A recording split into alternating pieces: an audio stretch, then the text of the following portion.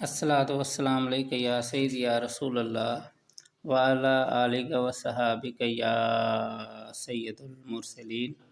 الصلاۃ والسلام علیک یا سید یا رسول اللہ وعلی آلک و صحابک یا خاتم النبیین۔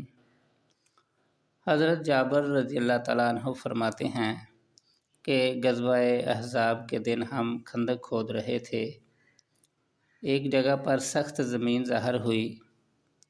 صحابہ کرام نبی صلی اللہ علیہ وآلہ وسلم کے پاس آئے اور عرض کی کہ خندق میں سخت زمین پیش آ گئی ہے۔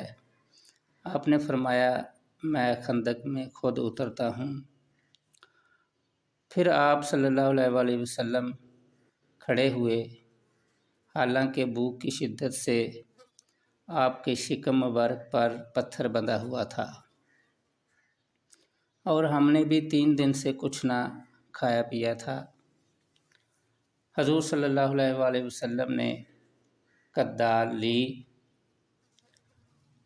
اور اس سخت پتھر پر بسم اللہ کہہ کر ماری تو اس کی 1/3 ٹوٹ گئی۔ آپ صلی اللہ علیہ وآلہ وسلم نے فرمایا اللہ اکبر، مجھے ملک شام کی کنجیاں دی گئیں۔ اللہ کی قسم میں اس وقت شام کے سرخ محلات دیکھ رہا ہوں۔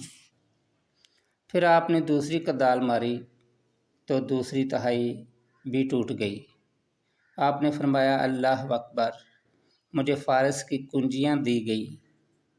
خدا کی قسم میں اس وقت مدائن کسریٰ کا سفید محل دیکھ رہا ہوں۔ پھر تیسری کدال آپ نے ماری تو باقی تہائی بھی ٹوٹ گئی۔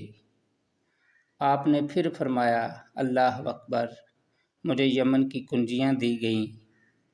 خدا کی قسم میں اس وقت یہاں سے ابواب صنعاء کو دیکھ رہا ہوں۔ اس طرح وہ سخت زمین ریگ رواں کا ایک ڈھیر بن گئی۔ حضرت جابر رضی اللہ تعالیٰ عنہ فرماتے ہیں کہ مجھے نبی پاک صلی اللہ علیہ وآلہ وسلم کی یہ حالت نہ دیکھی گئی، چنانچہ میں اپنے گھر واپس آیا اور بیوی سے پوچھا کہ گھر میں کچھ ہے کھانے کے لیے۔ میں نے نبی پاک صلی اللہ علیہ وآلہ وسلم کو سخت بھوک میں دیکھا ہے۔ میری بیوی نے ایک تھیلی نکالی جس میں 1 سا جو تھے۔ ہمارے ہاں گھر میں پلا ہوا ایک بکری کا بچہ تھا، میں نے اسے ذبح کیا۔ میری بیوی نے جو پیس لیے، ہم نے گوشت دیگ میں ڈال دیا۔ پھر میں نبی پاک صلی اللہ علیہ وآلہ وسلم کی خدمت اقدس میں حاضر ہوا اور چپکے سے عرض کی کہ یا رسول اللہ صلی اللہ علیہ وآلہ وسلم، ہم نے ایک بکری کا بچہ ذبح کیا ہے اور میری بیوی نے 1 سا جو پیسے ہیں۔ آپ مع چند صحابہ کے تشریف لائیں۔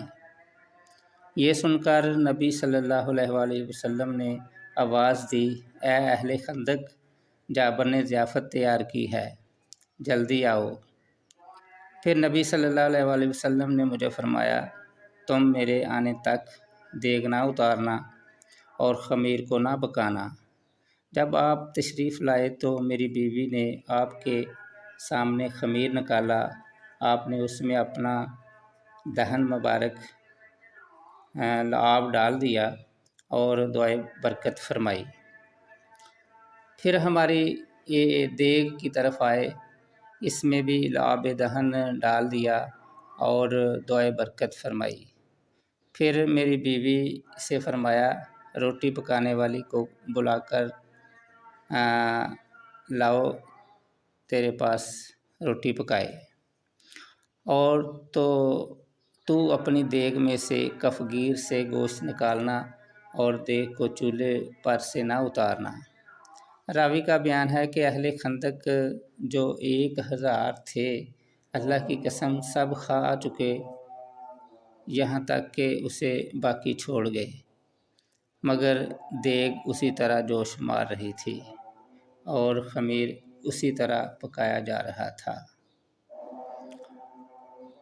الصلاۃ والسلام علیک یا سیدی یا رسول اللہ وعلی آلک و صحابک یا رحمۃ للعالمین۔